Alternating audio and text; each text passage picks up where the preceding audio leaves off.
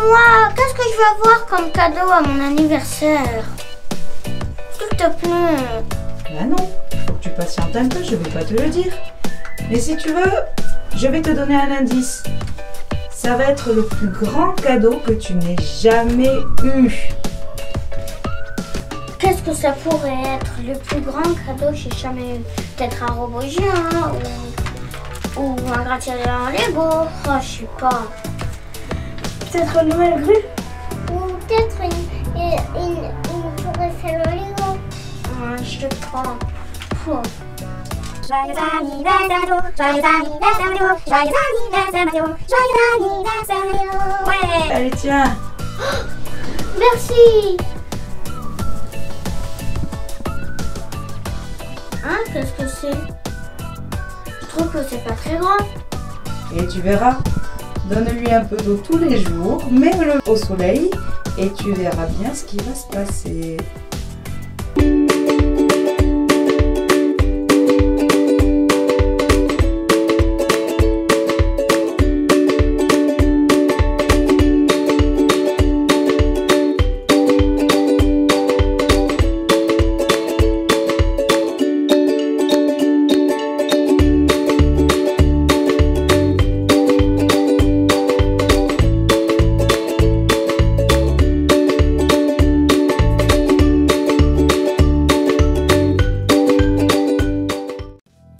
Salut à tous, vous allez bien?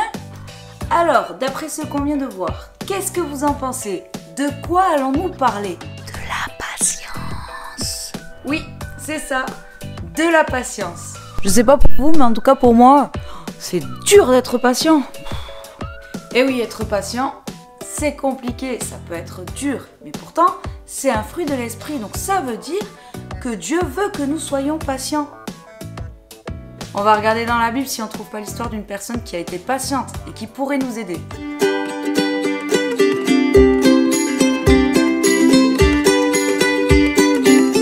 Nous allons ouvrir la Bible dans le livre de la Genèse. C'est facile, c'est le premier livre de la Bible. Et nous allons aller au chapitre 6 et cette histoire va jusqu'au chapitre 9. C'est l'histoire d'un homme et de sa famille qui a vécu il y a très longtemps. Cet homme s'appelait Noé. Noé et sa famille vivaient dans un monde où l'homme avait complètement oublié Dieu.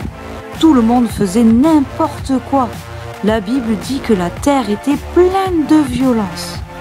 Sauf Noé et sa famille. Eux, ils restaient fidèles à Dieu. C'est pourquoi Dieu parla à Noé et lui dit : Le monde est rempli de violence à cause des hommes. Je vais donc les détruire avec la terre. Mais ta famille et toi, grâce à votre fidélité, vous serez sauvés. Tu vas construire une arche en bois de gopher que tu couvriras de goudron, à l'intérieur et à l'extérieur. Une arche? C'est-à-dire un bateau? Ici? T'en es sûr? Ok, pourquoi pas. Il devra faire 150 mètres de long, 25 mètres de large et 15 mètres de haut.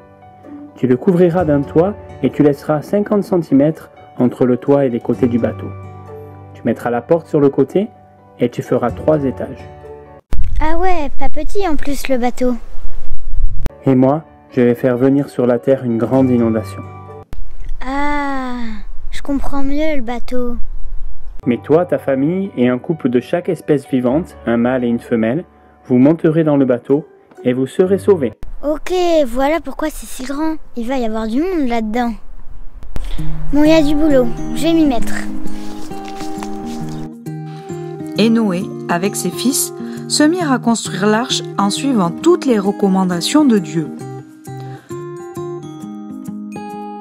Des gens sont certainement venus se moquer.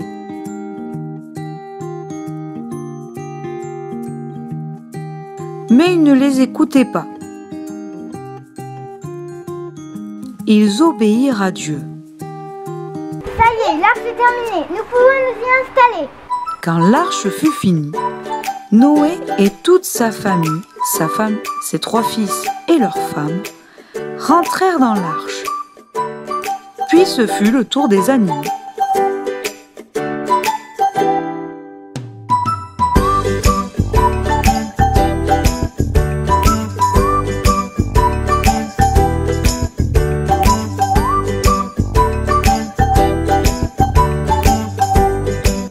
7 jours après, Dieu ferma la porte de l'arche.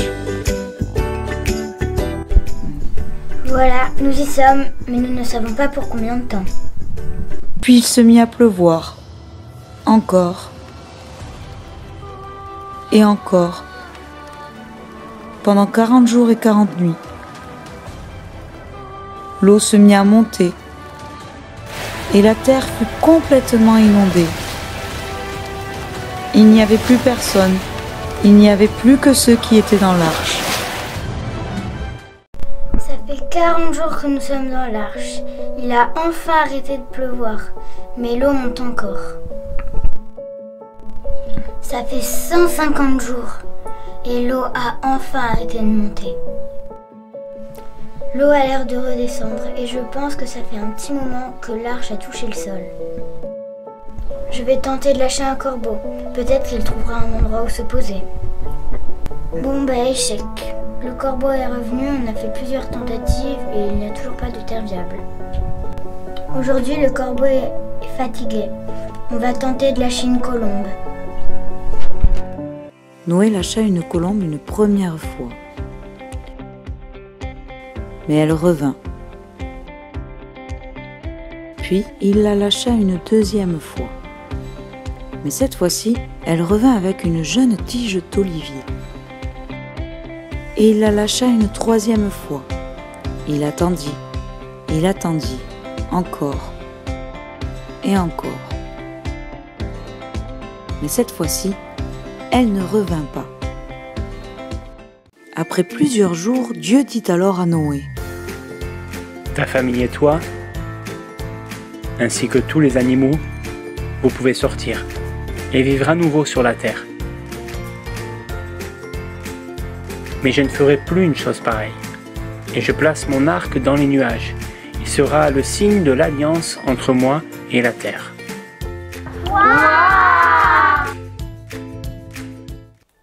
On ne sait pas combien de temps exactement ça a pris à Noé et ses fils de construire cette arche, mais on suppose que ça leur a pris plus de 50 ans. Et ils n'avaient pas les moyens que nous avons aujourd'hui. En plus de ça, la Bible dit qu'avant le déluge, il n'avait jamais plu sur terre. Attends, donc ça veut dire qu'il s'est mis à construire une arche, un bateau immense dans un endroit loin de la mer, un endroit où il n'avait jamais plu.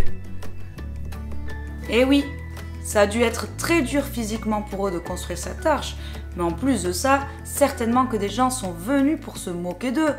Et ça a dû être dur de ce côté-là aussi. Mais Noé et sa famille ont préféré écouter et obéir à Dieu, même si c'était difficile. Malgré tout ce qui s'est passé autour d'eux, ils ont quand même construit patiemment cette arche en attendant le déluge prévu par Dieu.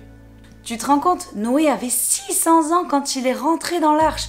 Et la Bible dit que quand ils ont pu sortir enfin, il avait 601 ans et quelques mois. Quoi ? Non mais déjà 2 mois de confinement, c'est compliqué, alors un an... Et oui, ils ont été confinés dans l'arche pendant plus d'1 an avec de nombreux animaux et sans savoir quand est-ce qu'ils allaient enfin pouvoir sortir. Ça a dû être vraiment compliqué. Mais ils se sont lancés dans cette aventure parce que c'est Dieu qui leur avait demandé. Et puis ils savaient que s'ils étaient patients, ils seraient sauvés. Et pour nous, c'est pareil. Ah oui, sauf que notre arche, c'est la terre. C'est notre monde, notre vie, quoi. Jacques, au chapitre 5 et au verset 8, nous dit « Soyez patients, soyez pleins de courage, car la venue du Seigneur Jésus est proche. » Et oui, Jésus revient bientôt. Ouais, enfin, même si on ne sait pas quand.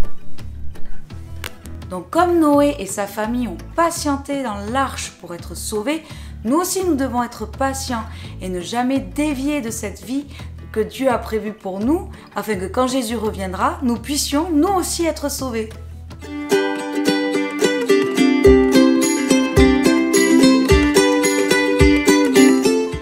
Tu vois, la patience, c'est faire comme cette gymnaste.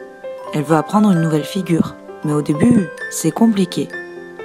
La patience, c'est savoir attendre pour atteindre le but fixé, même si des fois c'est dur, que des éléments extérieurs nous donnent envie d'arrêter, comme... Tu viens jouer avec moi?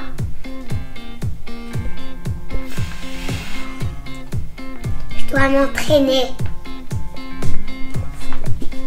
Ou bien... Ça n'arrivera jamais de toute façon, c'est clair. Non mais tu l'as vu. Mais n'importe quoi. Allez, viens.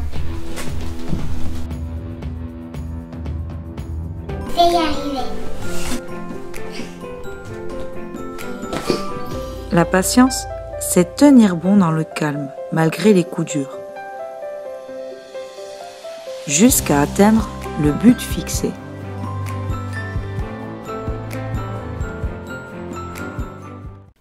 La patience que Dieu nous donne, c'est ça.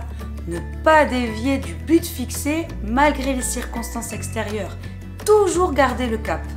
On vit différentes situations dans nos vies, que ce soit des promesses faites par Dieu qui ne sont toujours pas arrivées, ou alors des difficultés, des problèmes qui n'en finissent pas, ou autres. Mais dans tous ces cas-là, nous devons être patients. Malgré les difficultés ou l'attente qui peut parfois être très longue, eh bien gardons à l'esprit que Dieu a déjà tout prévu pour nous. Il a un plan parfait pour chacun d'entre nous. Alors on a le choix. Subir toutes ces situations, et bon c'est pas hyper encourageant, ou alors faire confiance à son esprit pour être patient et persévérer jusqu'au but fixé.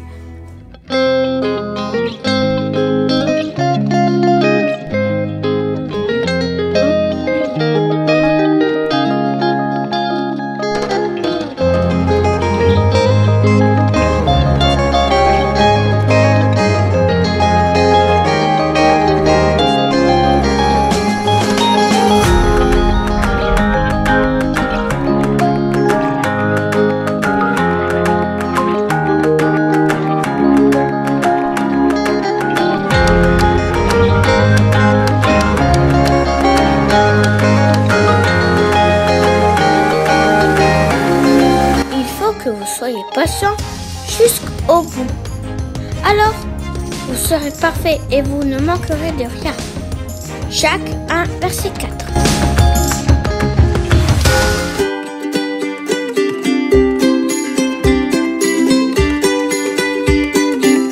Alors cette semaine, bien évidemment, je nous mets au défi, oui parce que moi aussi j'en ai bien besoin, de faire preuve d'une grande patience, même si tout semble contre nous.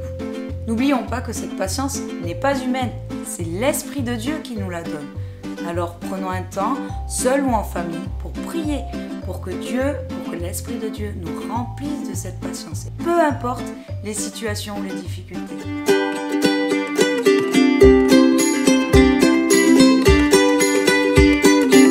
Encore une fois, merci d'avoir regardé cette vidéo.